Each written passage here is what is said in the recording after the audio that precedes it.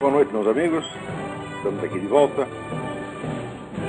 Começamos rogando a Deus, Pai, Filho e Espírito Santo, pela intercessão da Santíssima Virgem Maria, do Santo Padre Pio de Pietrelcina, e não nos permita cometer nenhuma injustiça durante esse programa. Aqui a minha amiga Celina me comunica da nova revista do CREMEST, Conselho Regional de Medicina, que chama Ser Médico. A revista veio aí com uma manchete de 100 anos de Oscar Niemeyer. Você vê que isso aí é uma coisa importantíssima para ser médico, né?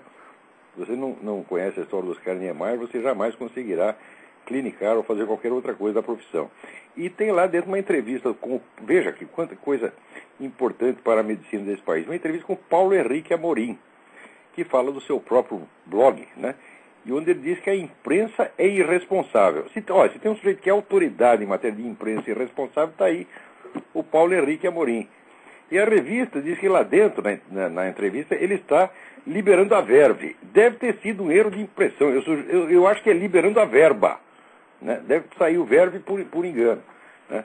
O Paulo Henrique é aquele que foi chamado de jornalista subsidiado pelo Diogo Mainardi, processou o Diogo Mainardi e perdeu. Quer dizer que ele é jornalista subsidiado mesmo. E como ele disse que durante o processo um jornalista subsidiado perde credibilidade, então está aí, a credibilidade do Paulo Henrique Amorim é a do jornalista subsidiado. Agora, peraí, já tem gente querendo falar? Pera um pouquinho, peraí. Vamos ver quem é, vai. Alô? Alô, senhor. Quem é? Oi, aqui do Grande Campinas, tudo bom? Tudo bem, o som está muito ruim. O som está muito ruim. Desligue e ligue de novo, porque eu não estou entendendo nada do que você está falando. Liga e liga de novo, porque está ruim.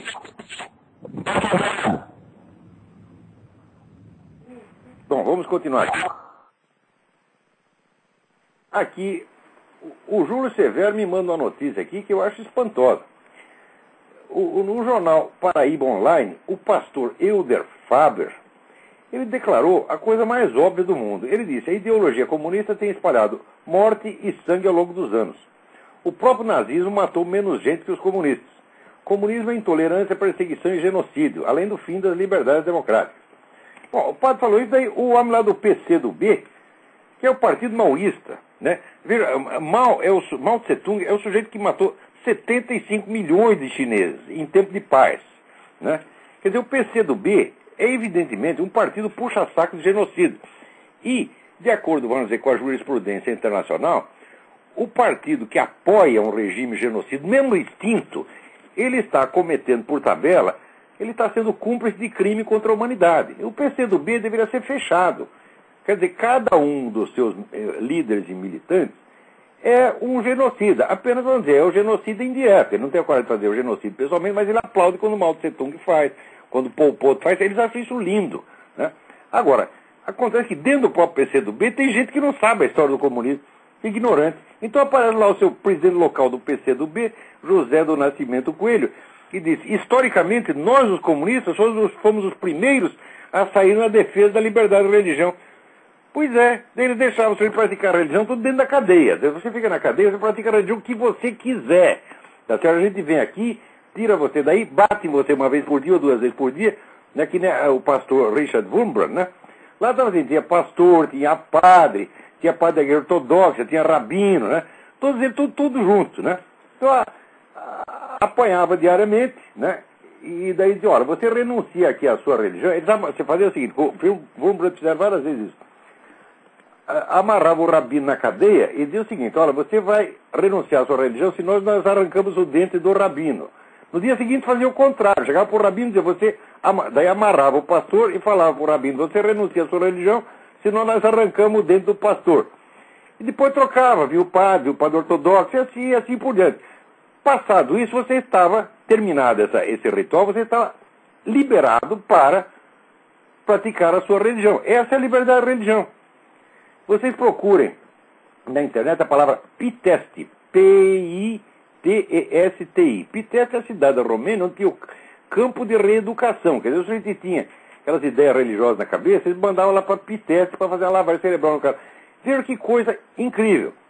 Outro dia eu vi um vídeo do grande filósofo romeno Petre Tsutsea.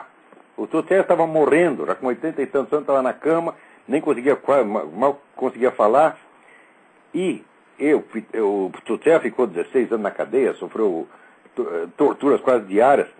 E a repórter pergunta para ele: professor, o senhor pode nos descrever as torturas, os horrores que o senhor passou na cadeia? E ele, o moribundo, responde: eu não vou dizer uma palavra sobre isso porque eu não quero humilhar o povo romeno. Olha a grandeza desse homem. Então, quer dizer, os depoimentos sobre tortura, perseguição, matança no regime comunista são tantos e tantos e tantos e tantos que o sujeito ignorar. Esse é o Zé do Nascimento. Se o cara não estudou isso, não sabe, ele tem que calar a boca. Eu acho que o direito de ter opinião é proporcional ao interesse sincero que você tem pelo assunto. Se você não tem interesse pelo assunto, para você quer ler alguma coisa, por que nós devemos ter interesse de ouvir a sua opinião? Você pega a opinião e enfia no cu. É muito simples. Né? Opinião, olha, devia inventar assim, o supositório de opinião. Você vem aquela cápsula, você abre a cápsula, mete a sua opinião lá dentro, tá certo? E daí você introduz no orifício anorretal. É a melhor coisa para você fazer com a sua opinião. Ouviu bem, seu Zé do Nascimento? Agora, é isso aí. Pastor Euder, está aqui uma mensagem para o senhor. Não dá moleza para esses caras. O sujeito quer direito de resposta. Como direito de resposta se ele não foi insultado, ofendido pessoalmente? Aqui ele está sendo. Se ele quiser direito de resposta aqui no meu programa, eu deixo ele falar o que quiser durante o tempo que eu falei dele e depois eu falo mais 10 minutos dele. Vamos ver se ele vai querer correr esse risco. Tem alguém na linha aí? Puta, mas que ligação horrorosa. Não se ouve nada. Está ruim demais. Eu escuto a sua voz, mas não sai palavras. Só sai um ronco. É o tigre petista que entrou na linha.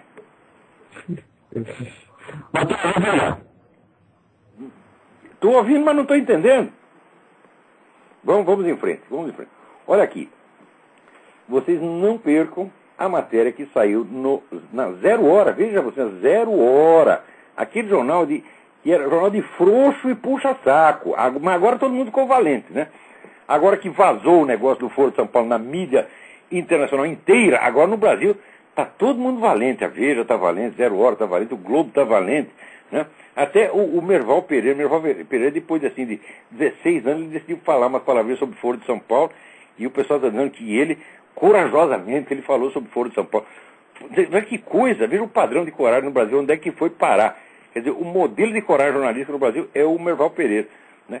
Deve ser o Jabor também, né? O Jabor agora também fala do Foro de São Paulo. Mas olha aqui, mas a matéria, aqui, assinada pelo Humberto Trezzi, com 2 Es, o Serviço Secreto do PT. Não percam isso. A matéria está... vocês não conseguem entrar na página da 0 Hora, mas vocês podem encontrar no Orkut, na comunidade Orkut, www.orkut.com. Você procura a comunidade Forças Armadas, tracinho, isonomia, já, ponto de exclamação. Forças Armadas, isonomia, já. E lá vocês vão achar a matéria inteira sobre o Serviço Secreto do PT, que é uma coisa da qual eu estou falando há muitos anos. Eu tive a ocasião de observar o Serviço Secreto do PT em pleno funcionamento já em 1993. Né? Naquela época eu estava fazendo um trabalho para a firma Odebrecht. Né? A Odebrecht me chamou lá para eu estudar o assunto da CPI que eu estava vendo, que envolvia as empreiteiras. Veja você, estudar aquele negócio e escrever um negócio que explicasse o que estava acontecendo, porque ninguém na Odebrecht está entendendo merda nenhuma, né? E eu escrevi, eles acabaram nem publicando, aqui ficaram com medo de publicar. Mas graças a isso eu juntei toda a papelada da CPI que estava transcorrendo na época, com um quarto inteiro da minha sala cheio de papel da CPI. Era assim, todo o material da CPI e todos os jornais saíram. E mais muitas entrevistas que eu fiz pessoalmente. E nisso aí a gente via que o Serviço Secreto do PT, já naquela época, tinha o controle direto de todas as contas bancárias de todos os envolvidos na CPI. Quer dizer, sigilo bancário para o PT já não existia mais. E daí, com esses dados colhidos aí secretamente, ilegalmente, e, portanto você não podia conferir, apareceu o Zé Dirceu, né, brincando de Elliot Ness na CPI. Ele estava tão bem informado que quando ele dizia, fulano deu uma propina pro outro, ele sabia até os números das notas que foram dadas de propina, porra. Né? Quer dizer, o sigilo bancário já não existia. Quer dizer, o que é pior? Um deputado que recebeu uma propina, ou um partido que monta um serviço secreto, usurpando funções do Estado e secretamente controla toda a vida financeira dos seus inimigos, violando o segredo bancário. Isso é um crime de alta traição. O Zé Dirceu e todos os outros que fizeram isso tinham que estar tudo na cadeia. Mas, na época, não se falava disso. Quem denunciou na época foi o governador Esperidião Amin. Falou um pouco disso aí, eu também falei, mas logo depois o pessoal abafou. Isso foi, gente, foi 93. Agora, passados apenas 15 anos, a Zero Hora, heroicamente, descobriu que isso existia. Então procure lá no Forças Armadas, isonomia, já. Não percam essa. Peraí, tem alguém na linha. Vamos lá. Alô? Alô, boa noite, Olavo. Boa noite, agora estou ouvindo. Aqui é o Rodrigo, de Curitiba. Tudo bem, Rodrigo? Tudo bem, Olavo. Olavo, eu gostaria que você comentasse o apoio de grandes empresas como o McDonald's às Olimpíadas de Pequim. Isso é uma vergonha, Aliás, todo esse dinheiro americano que está indo para a China, Vou desligar, isso é uma coisa horrorosa, porque está alimentando aqueles generais malditos, genocidas. Né? Mas tá negócio, olha, liberal metido a moderninho, é o pior tipo que existe, que é burro pra caralho. Eles acham assim, que se você libera a economia, você libera tudo. Em primeiro lugar, liberar a economia num país do tamanho da China leva 50 ou 100 anos. Quer dizer, você libera um pouquinho de economia privada, mas o conjunto continua sob o domínio do Estado. Você não consegue desmontar a máquina daquela. Então, esse capitalismo chinês é uma fraude. Tem 10% de capitalismo dominado pelos generais. Né? Agora, ao mesmo tempo que o investimento estrangeiro está fortalecendo então, a ditadura chinesa, e o chinês está ganhando dinheiro pra caramba, para quê? Para construir bomba atômica, para jogar onde? Você acha que eles vão jogar bomba atômica no Paraguai? Em São Tomé das Letras? Não, é para jogar bomba aqui em Washington. E esse idiota daqui, idiota não, sou filho das putas mesmo, ficam dando dinheiro pro chinês fazer isso. E esse negócio das Olimpíadas, está na cara que o governo chinês já está controlando lá o comportamento dos esportistas, já passou um monte de regras draconianas lá, e todo mundo aqui, esse pessoal de dinheiro aqui está ajudando a fazer isso. Quer dizer, é uma vergonha, tem razão mesmo. Vamos passar para outro assunto aqui. Olha aqui, eu recebi de uma pessoa que eu nem vou dizer o nome, tá certo? O pessoal leu aqui a notinha no Estadão. Eu vou ler primeiro a notinha e depois mostrar a vocês a mensagem que a pessoa mandou diretamente para o presidente da Colômbia, Álvaro Uribe. A notinha diz o seguinte: entre os dados que mais interessam à Interpol, que começará a investigar o computador de Raul Reis amanhã, estão relacionados ao comércio de drogas e armas entre a guerrilha, a FARC, e grupos criminosos de todo o mundo. Entre os poucos e-mails e documentos divulgados sobre o tema está uma correspondência de abril do ano passado, no qual um guerrilheiro que se identifica como Daniel relata para 2 integrantes da cúpula das FARC ter recebido uma proposta para comprar mísseis libaneses por $35 mil. Está barato, vocês não querem comprar um, não? Né?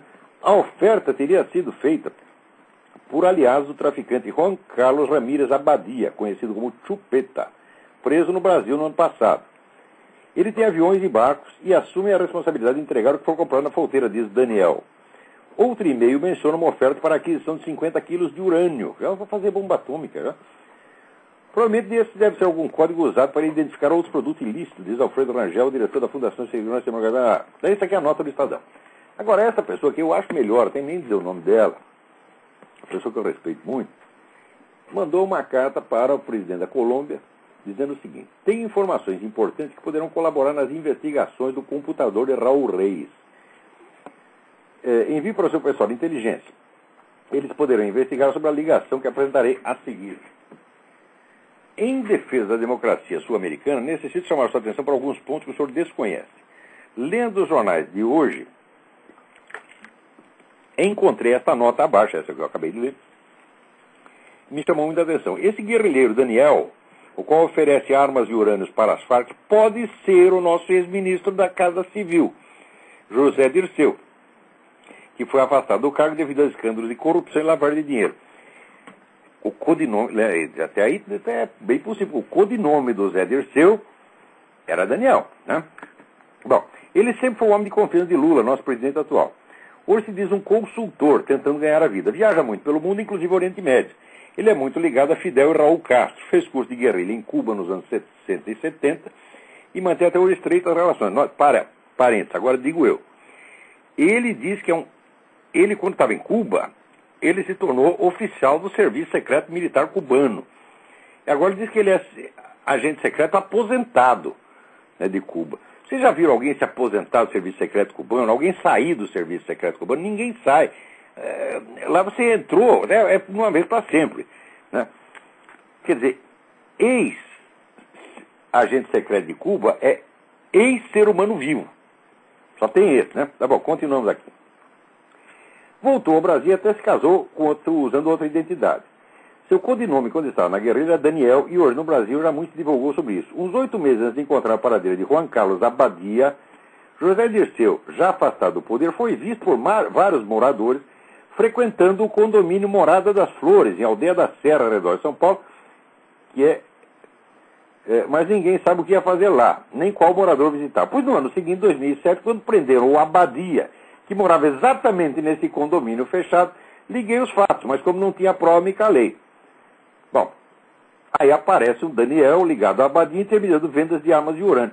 Quer dizer, é uma sequência formidável de coincidências.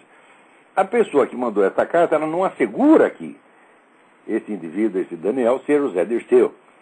Muito menos vou eu assegurar, mas que tem que investigar, tem, é claro que tem. E sabe quem vai investigar? No Brasil, ninguém. Talvez o pessoal da Colômbia acorde para isso. Esse negócio é muitíssimo importante. Espera aí, tem alguém na linha, vamos lá. Alô? Alô? Alô? Alô? Caiu ali. Alô? Alô? Alô? Professor Lavo? Eu falo aqui de Brasília, meu nome é Fernando. Fernando, tudo bem? Sou admirador do seu programa já há longo tempo. Ô, professor, eu queria te perguntar uma questão até chata para o senhor tratar. Foi que peguei um livro aqui do Alaô Café, uma tradução feita por ele de um filósofo Alfrost. O livro é uma sanguíce, né? O nome do livro é Tutu. Como é? O nome do livro é Tutu. Então, basicamente no livro ele defende que não existe propriedade, não existe crédito, todos os conceitos jurídicos, ele não se resume à linguagem, né? E que, no fundo, todos os conceitos são vazios, né? Eu queria saber o que o senhor acha disso. Eu não li o livro, mas vai ver que foi lendo isso aí que o Café ficou burro daquele jeito. Porque ele se meteu lá a discutir marxismo comigo, ele não entendia merda nenhuma do assunto, foi uma vergonha, o sujeito passou vergonha na frente de 800 alunos da Faculdade de Direito, onde ele é catedrático. Cada coisa que ele falava, eu provava que não era assim e dava fonte. Tá aqui, ó, você falou que é assim, mas tá escrito o contrário. A gente não entende bosta nenhuma de nada. Isso é um semi-analfabeto, um inepto, tá certo? Esse sujeito tinha que ser frentista de posto de gasolina. Agora, você vê, eu fui lá, quando teve esse debate, eu pensei que a pessoa ia me matar lá, mas tem 800 pessoas na plateia. Mais gente do que quando foi o Lula. Todo mundo me aplaudiu, acharam bom. Agora, tinha um grupinho de 10 ali tentando fazer um agito. Eles nem entraram, ficaram na porta, gritando coisa, né? Os outros nem ligaram. Agora, eu soube que teve um debate entre o Reinaldo Azevedo e um cidadão do PSOL. P-I-C-O-L. Né? Lá na mesma faculdade de Direito. E o Reinaldo foi muito bem recebido. E também deu um baile no outro lá, que é um ignorante. Tá certo? Que o cara se vendo em má situação, ele disse, não, o Reinaldo quer ser intelectual, eu sou apenas um militante e tal. Esses caras são sempre assim. Quando eles não conseguem te assustar, eles tentam apelar para a sua compaixão. Né? É verdade, pessoal. Eu também gostaria, pessoal, que o senhor comentasse, se o senhor não comentou, sobre a morte do William Buckley, né? Que morreu aí recentemente nos Estados Unidos, né? O William Buckley foi um tipo maravilhoso, maravilhoso. Então, tem uma gravaçãozinha que vocês têm que ver na internet. Ele entrevistando o Gore Vidal. Né? Põe lá no YouTube, põe William Buckley e põe Gore Vidal. Vai aparecer uma velha entrevista em que você sabe que o William Buckley foi soldado na Segunda Guerra, foi herói da Segunda Guerra, condecorado, essa coisa toda, né? E o Gore Vidal, lá pelas tantas, chama ele de criptonazi. Imagina para o sujeito que ficou lá na guerra levando bomba em cima, né? Ser chamado pelo rótulo do inimigo é a pior coisa que tem, né? Daí o Buckley, que era o sujeito mais educado dos Estados Unidos, era um aristocrata, tal, ele muito calmamente, ele disse, olha aqui, seu viado, se você falar isso novamente, eu vou bater tanto na sua cara que vão ter que engessar. Maravilhoso! É lindo! Agora, o Buckley, ele é o cara que ele percebeu o que tinha de fazer. Ele, nos anos 50, estava começando o movimento conservador aqui, graças sobretudo às obras de um sujeito chamado Albert J. Nock. O Nock foi o primeiro camarada que percebeu que a posição que aqui eles chamam liberal é esquerdista soft, né? Liberal é espécie de tucano, né? Que só tinha liberal. No ano anterior tinha saído o famoso livro do Lionel Trilling, que era o grande crítico literário americano. E o Trilling é o sujeito que veio da esquerda e foi ficando conservador com o tempo. Naquela época o Trilling disse que só havia uma tradição cultural nos Estados Unidos que era liberal, esquerdista soft. Não tinha outra. Não é que não existissem pessoas do outro lado, mas não tinham expressão cultural e não tinham presença no debate cultural. Então, a partir daí das ideias do Albert J. Nock e outros, o William Buckley criou essa National Review, que foi o veículo para começar a constituir uma intelectualidade conservadora, que é o que nós temos que fazer no Brasil. Não adianta pensar assim em termos de a próxima eleição. Não, nós temos que fazer uma coisa para o futuro. Nós temos que criar uma intelectualidade séria, responsável. Tá certo? Porque os conservadores, né, intelectualmente, não têm comparação com esse esquerdista. O esquerdista hoje é tudo analfabeto, não é uma cambada de ignorante. Quer dizer, então nós temos uma superioridade intelectual, mas não adianta ter a superioridade intelectual se ela não se traduz em ação cultural. Se as pessoas não ficam sabendo disso. Ou se você guarda lá a sua superioridade intelectual em casa e se acha muito superior, sabe aquele negócio do que vem de baixo não me atinge? Né? Isso aí, dizer que o que vem de baixo não me atinge, isso é para quem nunca teve hemorroida, tá entendendo? Ou nunca levou um pé no saco. Né? Eu nunca tive hemorroida, mas pé no saco passou raspando. Eu sei, não acertou, mas eu sei como é que é. Né? Então eu não digo que o que vem de baixo me atinge. Sim, senta num cupinzeiro, você vai ver. Quer dizer, eu nunca me contentei com esse negócio de ficar, né, diante do espelho, lambendo a minha superioridade e não fazendo nada. Agora, se você é superior, tu vai lá e bate no seu inimigo, porra. Então eu chamei os caras pra briga a partir de 95 e graças a Deus sempre ganhei. Qualquer pessoa conservadora, sério, porque ser conservador e ser sério é a mesma coisa. Tá certo? Os maiores espíritos da humanidade foram conservadores. Platão foi conservador, Aristóteles foi conservador, Santo Tomás de Aquino foi conservador, Shakespeare foi conservador, Goethe foi conservador, Dante Alighieri foi conservador, todo mundo. Agora, do outro lado você tem a raia miúda, pseudo-intelectualidade aos milhares, aos milhões. Você tem um monte de Emir Sader, um monte de Alaô Café, tem essa merda toda do outro lado, né? Então, mas não adianta você ter a superioridade intelectual se você não age. Então você tem que ir lá e mostrar, e tem que humilhar os caras. Tem que humilhar mesmo. Por quê? Porque a condição de intelectual é uma condição honrosa. Não é para todo mundo. O ser intelectual não é um direito. É uma coisa que você conquista. Tá certo? Então, se você quer ser reconhecido como intelectual, você trabalha, você vai estudar, vagabundo. É o que tem que fazer. Tá certo? Porque o povo vai te honrar. Eu onde eu vou, todo mundo me chama de professor. Então o que eu tenho que fazer? Tem que estar aí achando que eu sou gostosão? Que eu não preciso fazer mais nada? Não, ao contrário, eu tenho que cumprir o meu dever para eu honrar aqueles que me honram com o nome de professor. Agora, esses caras aí, Alaor Café, Emir Sader, eles só se aproveitam. Eles não estudam merda nenhuma. Eles mentem que nem os loucos. Tá certo? E só querem vantagem política, só querem o negócio, sabe, liberar a verba, em vez de liberar a verba, é liberar a verba. Eles só pensam nisso, porra.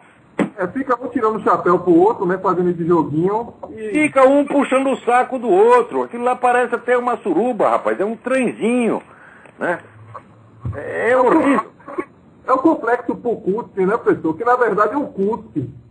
O complexo Pucuspe, é isso mesmo. Tem que acabar com esses caras, tem que humilhar eles, humilhar, tá certo? Humilhar e botar para trabalhar, devia cortar cana que nem em Cuba, tá certo? Vai ser frentista de posto de gasolina, vai lavar chão, vagabundo, é isso que tem que fazer. Esse é lá o café, para mim, ele tinha que ser garçom. Tá certo? Mas esse Wallace ele tem cara de croupier de cassino, né? Já não convence muito como intelectual. Quando abre a boca, daí você vê que não é mesmo. Emir Sader então nem se fala, né? Emir Sader tinha que ser o editor do jornalzinho da Casa de Detenção. Muito obrigado, professor. Obrigado eu pela sua participação. Ô, professor, só queria saber onde é que encontra esse material sobre a CPI das empreiteiras, assim. Isso nunca foi publicado. Isso aí eu fiz. Um dia eu vou pedir autorização para a Odebrecht. Eu fiz o relatório de 150 páginas. Eles não publicaram. E eu vou ver se eles me autorizam a divulgar. Agora o negócio já passou. Tá bom, professor. Fico torcendo para que o senhor volte para o Brasil o mais rápido possível, viu? Não volto não. O que é isso? Tu não volta aí não. Tá maluco, rapaz. Vocês é que tem que sair daí. Saiam daí correndo. Correndo. Muito obrigado, professor. Só vai melhorar daqui 50 anos. Daqui 50 anos eu vou estar irremediavelmente falecido. Que nada, professor. Muito Olha, obrigado. Rapaz, eu amava o Brasil. É difícil ser mais patriota do que eu. Mas acontece que não adianta você amar um negócio que não existe. O Brasil acabou. Eu leio as coisas antigas do Brasil e falo, não tem mais nada disso, acabou, agora só tem vigarista. E nesses Zé Nascimento, não sei das quantas, Emir Sader, acabou, rapaz. Quer dizer, um país, ele precisa honrar a civilização da qual ele se alimenta. Nós tem 2.000 anos de civilização nas costas que a gente tinha que absorver e traduzir em termos brasileiros, tá certo? Para o Brasil ser um exemplo dos valores civilizacionais. É isso que os maiores brasileiros quiseram. Foi isso que o Vila Lobos queria. Era isso que o Machado de Assis queria. Era isso o que um Capistrano de Abreu queria. Era isso que um Cruz de Souza queria. Os maiores brasileiros lutaram por isso. Agora não adianta, agora só tem picareta, semi-analfabeto, posando de intelectual. É uma coisa tão triste. Por isso que eu digo, o Brasil era um país doente. Daí acabou o país, ficou só a doença, porra. O Brasil viu uma discussão protagonizada por pseudos intelectuais que, na verdade, é um boquete ideológico esquerdóide. Boquete ideológico.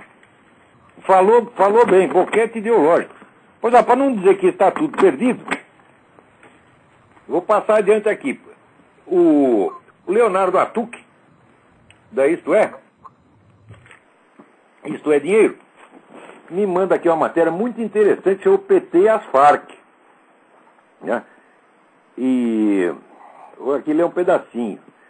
Em 1996, a empreiteira Andrade Gutierrez construiu uma grande hidrelétrica nos Andes, para quando 2 funcionários foram sequestrados pelas Farc. Né?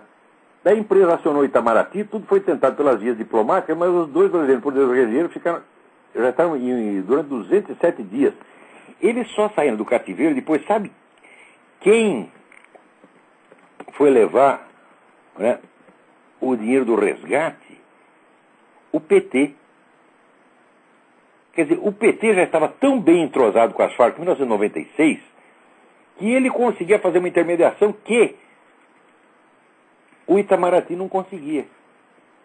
Para você, que o PT estava bem entrosado com Andrade Gutierrez, é claro, estava bem entrosado com tudo quanto é empreiteira, porque só havia dinheiro no PT. Tá certo? Então tinha que estar bem entrosado com o outro lado também. Quer dizer, essa amizade já é antiga. E tinha que ser, por quê? Veja, essa semana mesmo saiu aí um vídeo do Hugo Chávez contando como ele conheceu Raul Reis e Lula no Foro de São Paulo, já no começo da década de 90. Esse negócio é tudo antigo. Tá aqui, ó, alguém também, vê, no Diário do Comércio é um artigo do meu amigo Alejandro Penha Esclusa, que é um dos líderes da oposição lá na Venezuela, dizendo que o Chávez está tentando, ele agora, assumir o comando desse negócio de Foro de São Paulo. Eu acho que o truque é esse. Talvez até ele tenha dado com a língua nos dentes, quanto à localização do Reis, já de propósito, para puxar o tapete do outro e ele ficar o chefão. Do Chávez pode-se esperar qualquer coisa. Eu não posso dizer que a teoria do Alejandro esteja certa, mas ele é altamente provável. Né? Ao mesmo tempo, peraí, tem mais alguém na linha, vamos lá. Alô? Alô, professor Olavo? Eu? Oi, aqui é David de Florianópolis. Tenho 2 questões para comentar. Primeiro, o professor tocou no assunto do Espiridião Amin, que era nosso governador aqui. Sim. Talvez o professor não saiba, estando nos Estados Unidos, mas agora o Amin está aliado com o PT. Que caramba! Puta merda!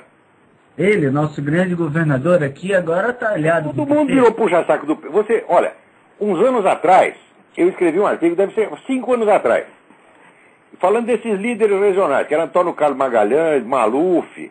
Eu falava, não dou 2 anos para esse pessoal estar assim. Ou eles vão estar esquecidos, marginalizados, ou vão estar na cadeia, ou vão estar trabalhando para o PT. Só faltava esse último, porque o Magalhães já foi, o Sarney já foi, né? O Maluf já foi, o Collor virou puxa-saco do PT. Falei, então, esse pessoal que hoje representa essa oligarquia, está trabalhando tudo para o PT agora. Só faltava o Amin. Puta não merda. Só ele, como a esposa dele, a deputada Angela Amin, que foi eleita aqui, inclusive com o meu voto, que é uma vergonha, votou a favor da CPMF, aí, votou com o PT junto. Pois ele é, a esposa. Isso é hegemonia. Veja, o Gramsci explica qual é o processo da revolução passiva. Porque ele explica a coisa em termos de lógica, né, da lógica hegeliana, tese e antítese. Ele fala que no processo da revolução passiva, só a tese age, absorvendo a antítese. É o que está acontecendo no Brasil. Essa é obra de engenharia baseada no projeto de Antônio Gramsci. Você não tem a força contrária. A força contrária é acionada desde dentro do próprio poder. Essa é a revolução. Olha, o Brasil está tudo perdido mesmo. Nunca aconteceu isso, nunca um país se entregou tão facilmente. Professor, outra questão que eu queria comentar é o seguinte. Essa onda anti-tabagismo, que já está bem estabelecida nos Estados Unidos, essa onda do estatismo pela saúde, do totalitarismo saudável, como o pessoal cita ali no forces.org e tal, eu passei por um episódio aqui... Tem estatística aí da própria Organização Mundial da Saúde, diz que moram 400 mil fumantes por ano. Eles moram sim, só que eles moram na mesma idade dos outros. Na verdade, moram até 1 ano a mais. A média de vida dos fumantes é 71, dos outros é 70. Tá certo? E isso tudo é uma fraude filha da puta. Porque eu juro pra você, eu tô com 60 anos, vou pra 61. Tô fumando que nem um louco desde os 14. Se esse negócio matasse, eu já estava morto, porque eu fumo 3 maços de cigarro por dia. Falo para mais de metro, trabalho 16 horas por dia, não tenho hora para dormir, não tenho hora para comer e estou aqui. Os caras da minha idade tudo já tiveram infarto, estão tudo morrendo. É? E qual é a lógica desse pessoal da saúde? Ah, tu vai comer gordura. Por que esse pessoal está sempre tentando converter o povo para ser saudável? Controle social. Quer dizer, você controlar através da saúde é muito fácil, porque você tem o poder intimidatório. Os caras fazem de conta que eles têm a sua sobrevivência na mão. Sabe aquela frase... O médico me deu 3 meses. Uhum. O médico não pode te dar 3 meses, nem 3 dias, nem 3 segundos. Quem toma a sua vida é Deus. Se você não acredita em Deus, eu digo que é a natureza. Mas o médico vai te dar 3 meses, né? Como é que é isso? Ninguém tem o poder de determinar quando você mora. Eu conheci o Zé Cury, o grande filólogo. Né? O Zé Cury, quando era jovem, ele estava estudando para padre no Líbano. Daí pegou tuberculose, se ferrou todo, estava pesando 20 quilos. E falou, não, você vai morrer. Você pode viver mais um pouquinho, você vai para um clima melhor, quem sabe você consegue viver mais uns 6 meses. Meu filho, quando eu conheci o Zé Cury, os padres todos já tinham morrido, os médicos já tinham morrido, o homem estava com 97 anos, trabalhando até 2 horas da manhã. Uhum. Visões de que você vai morrer, isso aí é tudo furado, entendeu? Então a solução é mandar tomar no cu mesmo? Tomar no cu, mas é claro, tomar no cu. Antitabagista tem que tomar no cu todos os dias. É aquele negócio, o sujeito parou de fumar e começou a dar. Você está entendendo? Tá certo, então, professor. Muito obrigado.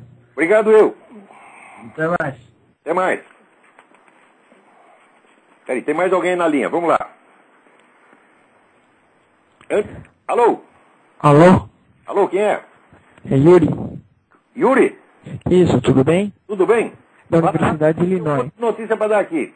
Eu tô estudando economia e eu gostaria de saber como construir argumentos lógicos.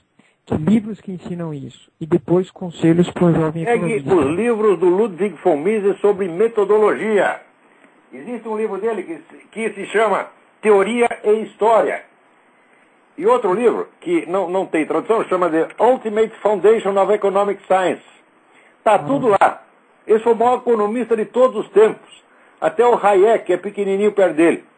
O Hayek já estudamos bastante. Então, muito obrigado. Hayek é bom, mas o Mises é outra coisa. O Mises é outro nível. Tá certo? Perfeito. Tá tudo Tem um site dele também, né? E The Ultimate Foundation of Economic Science. E no livro dele, A Ação Humana, ele coloca essas teorias para funcionar lá. Ele as resume de novo. Tem um resumo metodológico de uns 70 páginas, mais ou menos, no começo. É fundamental. Tá certo. Então, isso, muito obrigado. Parabéns pelo programa. Obrigado. Olha, alguém... Aqui, eu vou dar uma dica para vocês, né? Fazer propaganda da família. Peraí, que merda é essa? Né? O meu filho, o Luiz Gonzaga de Carvalho Neto, vulgo, Gugu. Porque o sujeito chama Luiz, por que chamam ele de Gugu? Eu não sei, foi a irmãzinha dele que, quando ele nasceu, começou a chamar ele de Gugu, e daí ficou. Né? Então, aqui, dê uma olhada lá, http://Luiz Gonzaga, Luiz com Z, Luiz Gonzaga, letra K, 6, número 6, .com.br. luizgonzaga.k6.com.br. Vamos lá. Este rapaz, não é por estar na minha presença, mas ele está dando um banho. Eu nunca conheci alguém que estudasse que nem o Gugu. É uma coisa maluca. Esse sujeito, quando tinha 11 anos de idade, ele estudava livro de física. Ele apareceu com o livro de física do Sir Zemansky, que era um livro que eu usava na universidade. Falou, pai, vou estudar esse livro. Eu falei, vai, coisa nenhuma, esse livro está escrito em inglês. Eu falei, pois é, eu vou estudar inglês para depois ler esse livro. 6 meses depois ele estava estudando o livro, porra. Né? É um prodígio, tenho muito orgulho dele. E olha, ele fez tudo a cabeça dele. Eu não induzi nada. Nunca empurrei nem meus filhos, nem para estudar, nem para não estudar. Quem quer estudar, estuda. Quem não quer, não estuda. Né? Eu amo a todos igualzinho, tá certo? Tinha lá o outro filho meu que só pensava em futebol. Né? Ia na banca jornal, os outros meninos queriam revista em quadrilha, ele queria a Gazeta Esportiva.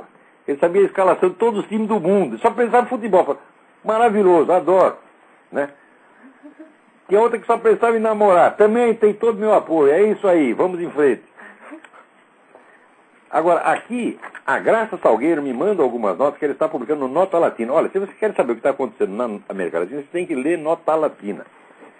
Né? É notalatina.blogspot.com. Ih, caramba, agora me confundiu a cabeça. Não, ou é .com.br, ou é .com, ou é .org. Não tem BR, então é .com. Mas se você puser no Google Nota Latina, tudo junto, vai aparecer.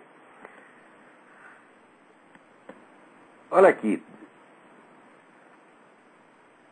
O Gabriel Garcia Marques está servindo de intermediário para a união entre as Farc e o ELN, Exército de Libertação Nacional. Olha aí. Mas esse cara se mete em tudo que não presta.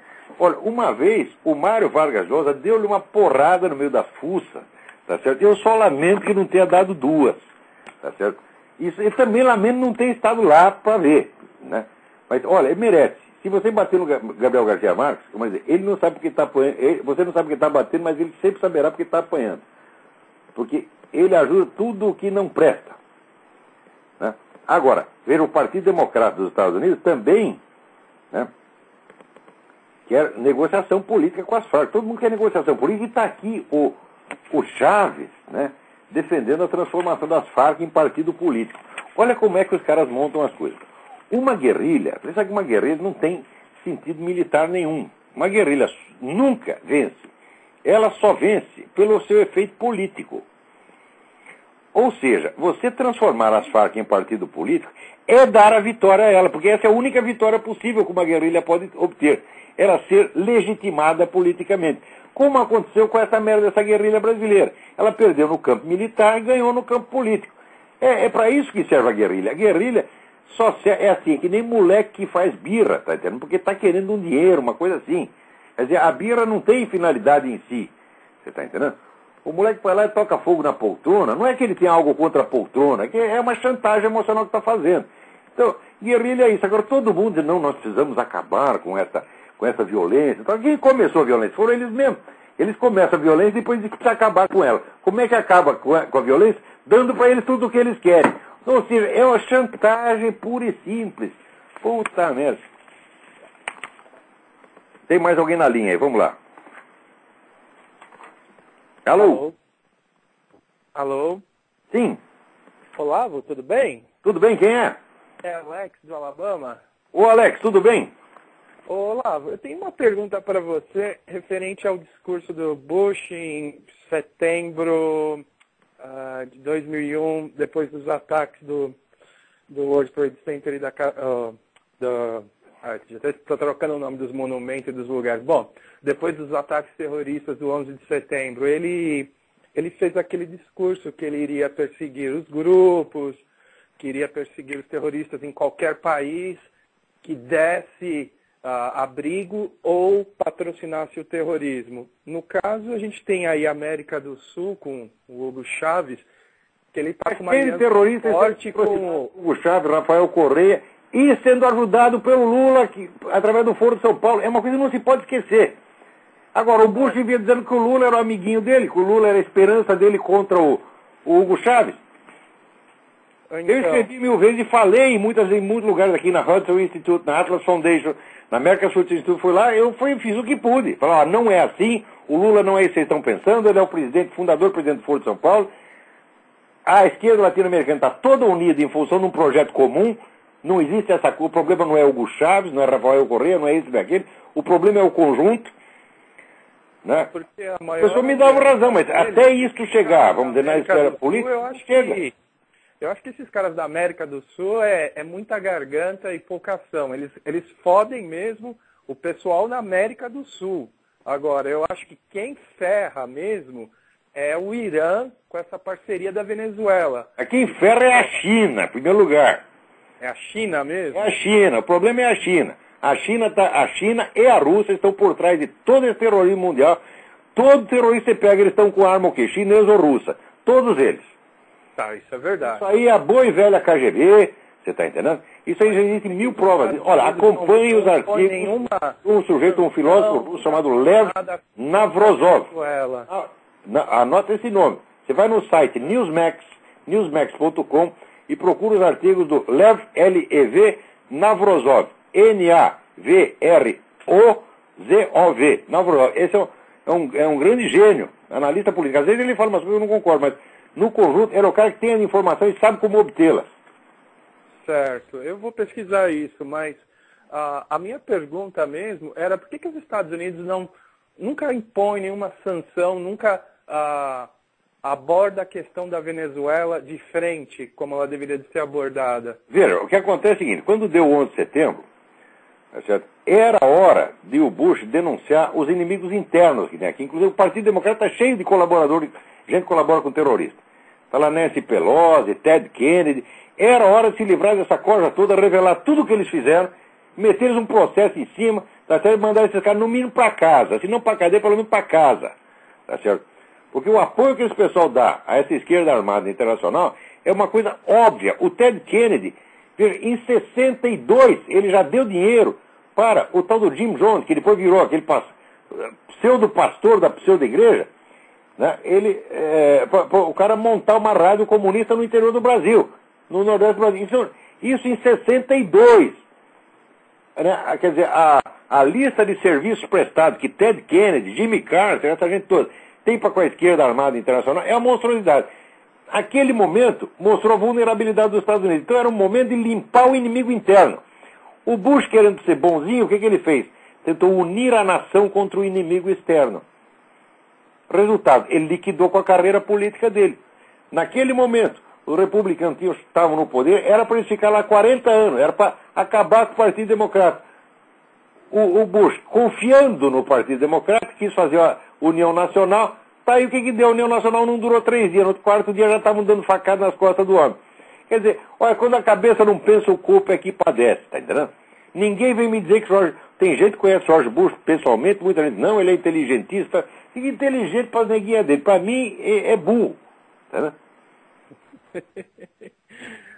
Porque essa minha pergunta surgiu numa discussão com um amigo esse final de semana sobre aquelas armas que estão vindo do Irã, porque o pessoal falou muito das armas da TAM, que foram de São Paulo para Venezuela, mas eu acho que o pior é os armamentos que estão vindo do Irã, né? Aquele voo fantasma, os passaportes... mas o Fernandinho Beiramar já não tinha o esquema? Ele tinha o esquema que comprava as armas no Líbano, e o pessoal já tinha comprado todo o pessoal do aeroporto lá, né?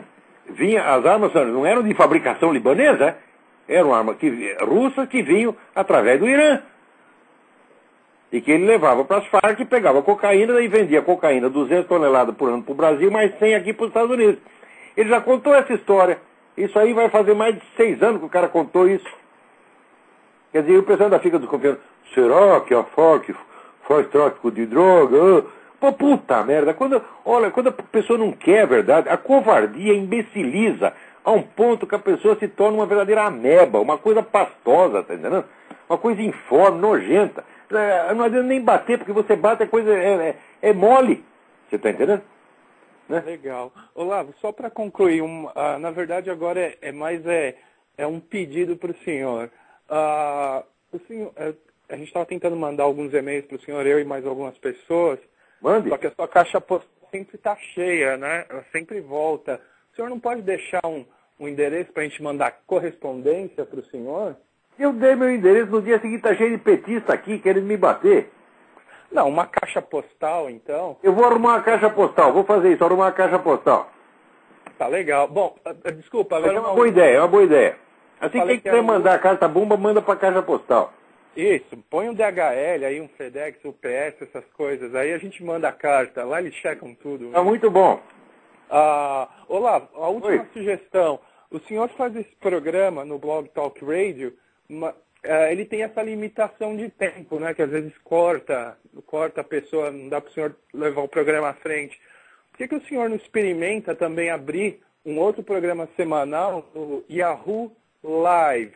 Que é um programa que ele não tenho mais tempo para fazer esse programa aqui, me come um dia inteiro, porque eu recebo 200, 300, 400 páginas de e-mails para cada programa, que eu tenho que dar uma lida nisso. A segunda-feira inteira é dedicada a esse programa. Eu não tenho mais um dia para fazer isso. Porque seu programa é ótimo. Mais 3 artigos semanais, dou videoconferência e faço pesquisa para o meu livramento revolucionário. Ainda tem que cortar a grama, né? Aqui não tem empregado, ninguém tem empregado nos Estados Unidos, graças a Deus. Eu sou contra esse negócio de empregado doméstico. Né? É que o seu então a gente tem que ter a mão na massa. No Brasil a gente só fica com esses picaretas de aí da CUSP, de não sei do que mais. A gente precisava de ter um pouco mais do seu programa. Né? Eu precisava aqui, sabe do quê? De mão de obra. Preciso mais mão de obra, porque o meu tempo já está todo comido. Eu preciso de alguém aqui para trabalhar comigo. Isso é que eu preciso. Pô, deixa eu me candidatar então. Mas mais uma notícia que eu aí. Aqui. Se o senhor abrir vagas aí, no outro dia está preenchido, hein? Mas eu vou pagar a miséria. Olha, eu conheço gente que vai assim mesmo, viu? Pode vir, aqui lugar tem. Na casinha do cachorro tem. Tá bom, olá. Tá bom. Obrigado. Tchau. Um abraço. Deixa eu ler uma coisa aqui que o Júlio Severo me mandou. Uma família brasileira da cidade de Timóteo, Minas Gerais, foi ameaçada de prisão e perder a custódia das suas crianças pelo crime do homeschooling, pelo crime de educar as suas crianças. Tá? Eles tiraram, o casal Kleber, Andrade Nunes e a esposa Bernadette Nunes, 2 heróis nacionais. Muito bem, Kleber e Bernadette, estão de parabéns. Tem que tirar as suas crianças da mão desses vagabundos de Ministério e Secretaria de Educação, né, que ensina as crianças que é bonito que botar... Outro dia eu contei aqui, aquele desgraçado que tocou fogo na cabeça, no cabelo da professora, né? A Secretaria de Educação se mobilizou para proteger o cara, proteger o incendiário. É isso que eles ensinam, né? Olha, Ministério da Educação e Secretaria de Educação são órgãos criminosos, tem que ser fechado, tem que botar todo mundo lá para fora. Os Estados Unidos têm a melhor educação do mundo, até que o Jimmy Carter inventou de fazer o Ministério da Educação. Desde então tem caído, que é uma coisa impressionante. Né?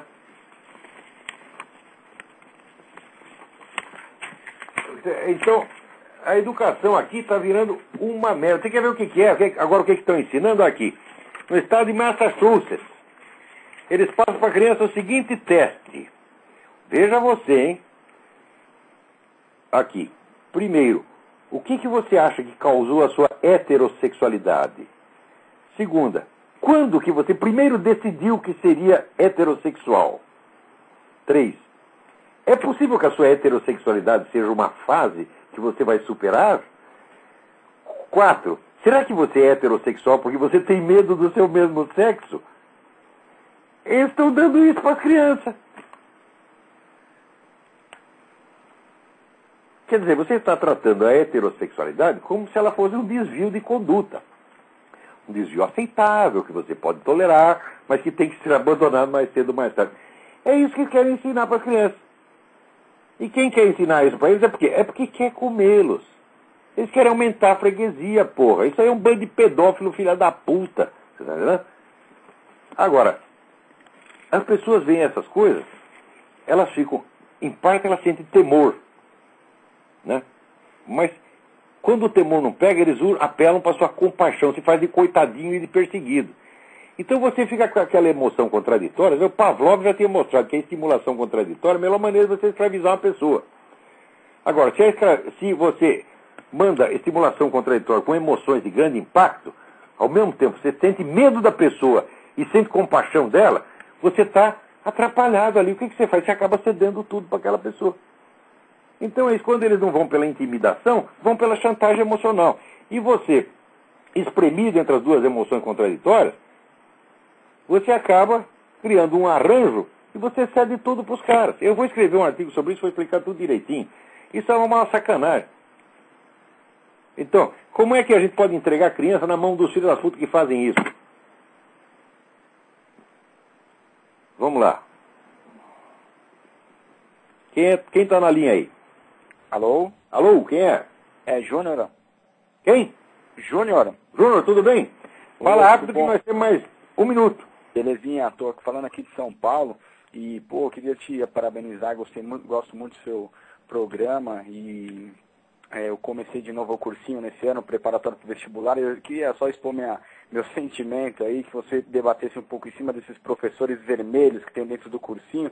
Já estão falando que a Farc não tem nada a ver com o tráfico de droga, que eles é uma visão política, isso, aquilo. Que é isso, porra? Caras, né? Pô, mas já tem confissão, já apreenderam não sei quantas toneladas de cocaína. Que mais querem, porra? É. Não, mas quando a pessoa não quer saber, é verdade. Olha, aí tem um jornalista, escritor inglês, Malcolm Muggeridge, ele dizia o seguinte: nós acreditamos na mentira não é porque ela é crível, nós acreditamos porque nós queremos. Esse pessoal quer, ele quer porque quer, você está entendendo? É uma questão de segurança psicológica deles, eles se acostumaram a ter afeição por essas coisas, entendeu? Então, não adianta discutir com esses idiotas, né? Mas vamos em frente. Eu queria comentar aqui também, enquanto ainda dá tempo, não sei quantos minutos temos aí. Então dá tempo aqui, peraí. Eu queria comentar, porque saiu um artigo, veja você, um artigo desceu do cacete de mim, falando mal de mim. Adivinha onde? No Pravda. No Pravda, gente, olha só. E o pessoal pergunta, você não vai desmentir o artigo? Fala, não precisa desmentir, está escrito no Pravda, já está automaticamente desmentido, porra. Né? O Pravda é aquele jornal assim que arrotava antinazismo, ao mesmo tempo que o governo soviético estava lá armando a Alemanha nazista para provocar a Segunda Guerra Mundial. A história é contada com muito detalhe no livro famoso, o livro A Guerra de Stalin, escrito pelo sociólogo Ernest Toppich, é um clássico. Está tudo explicadinho ali, quer dizer, a Segunda Guerra aconteceu porque Stalin inventou a Alemanha, tá entendendo? Inventou a Alemanha armada. A Alemanha não podia ter exército, então o que ele fazia? Ele secretamente dava arma para os alemãos, transformou a Alemanha numa potência militar para desencadear a Segunda Guerra. Quer dizer, Stalin foi o pai do nazismo. E ao mesmo tempo estava lá o Pravda arrotando o antinazismo da boca para fora. O Pravda é aquele jornal que fazia reportagens sobre os maravilhosos progressos da agricultura na Ucrânia, enquanto estava morrendo de fome 8 milhões de pessoas. Né? O Pravda é aquele jornal que dizia que não tinha nenhum míssil soviético em Cuba. Né? Saía a edição do Pravda, estava na banca, e já estava lá o representante americano, que era na época, salvo engano, era o Adlai Stevenson, já estava indo lá para a Assembleia Geral da ONU com as fotos dos mísseis tudo embaixo do braço. Quer dizer, sair no Pravda é a mesma coisa que não sair, gente. O Pravda não serve nem para limpar a bunda. Eu vou explicar por quê. Porque a merda está saindo e ela vê, né? Assim, então avisa os outros cocô. É o Pravda, é o Pravda. A merda vem todo para dentro porque não quer se sujar. Você está entendendo? Então, O sujeito vai falar mal de mim no prazo, é um tal de... Olha aqui, Altamiro Borges, ou Bachamiro Borges, né? O cara, assim, veja você, ele acha que eu sou completamente maluco, por quê? Porque eu acho que o comunismo é temível. Mas o comunismo só matou 100 milhões de pessoas, só um louco pode achar que isso é temível. O que tem de temível uma coisa dessa? O que tem um genocídiozinho a mais ou a menos, né? Só um maluco como eu pode achar isso. Agora, também, o sujeito é analfabeto, porque ele escreve assim, olha, o sujeito escreve Heil Hitler, olha como é que ele escreve, H-A-I, Hitler, Heil Hitler. Como é que essa besta quadrada, como é que a gente pode ligar para um cara desse? Agora, o mais bonito é quando ele quer inventar alguma coisa contra mim, ele não sabe do que me xingar, então ele me xinga alternatamente de fascista e de fascistoide. Olha, gente, esse sufixo oide quer dizer uma coisa que tem a forma da outra, parece com a outra, mas não é. Tá certo? Por exemplo, um ovo é um ovo. Agora, ovoide é aquilo que parece ovo, mas não é. Então, caralho, ou eu sou fascista ou sou fascistoide. Você faz favor de chegar a uma conclusão. Né? Agora, depois ele quer inventar mais alguma coisa contra mim, não consegue, então ele vai apelar à autoridade histórica do Emir Sader. Porque Emir Sader, anos atrás, ele escreveu o seguinte, que o espaço que eu tinha na mídia era tudo comprado, né? Pelo Ronald Levinson, que era o presidente da faculdade da cidade. Não, o Ronald Levinson que compra esse espaço, né, para ele, né? O Ronald Levinson não tinha nada a ver com isso, coitado. O Ronald Levinson mal entendia o que eu estava escrevendo, né? E era uma coisa facílima de verificar quem é que estava me pagando, porque eu estou dos contra-cheques aqui do Globo, da 0 Hora. É uma bobagem, né? Mas fofoca, né? É aquele negócio, faça a fofoca, sempre alguma coisa vai colar, alguma coisa acaba colando, né? Mas o próprio Emir Sader citava como fonte dessa história o quê? Um boato. Ele dizia, tem um boato. Quer dizer, o sujeito já está citando um boato. Daí veio outro e cita como fonte o boateiro. Quer dizer, olha, quando o Emir Sader escreveu isso, eu simplesmente escrevi com essas palavras, que o Emir Sader era um vigarista de bosta. E ele, calando, consentiu. Tá certo? Agora vem aqui esse Bachamiro Borges, que é aspirante a vigarista de bosta. E escreve no artigo pro Pravda. Ora, vai pra merda, era só o que faltava. Bom, vamos. Peraí, tem mais alguém na linha, mas acho que não dá mais tempo. Quantos minutos temos aí? Temos 2 minutos. Alô, quem é? Alô? Professor? Sim, fale rápido, temos 2 minutos. Ok. Aqui é o Hugo de Recife.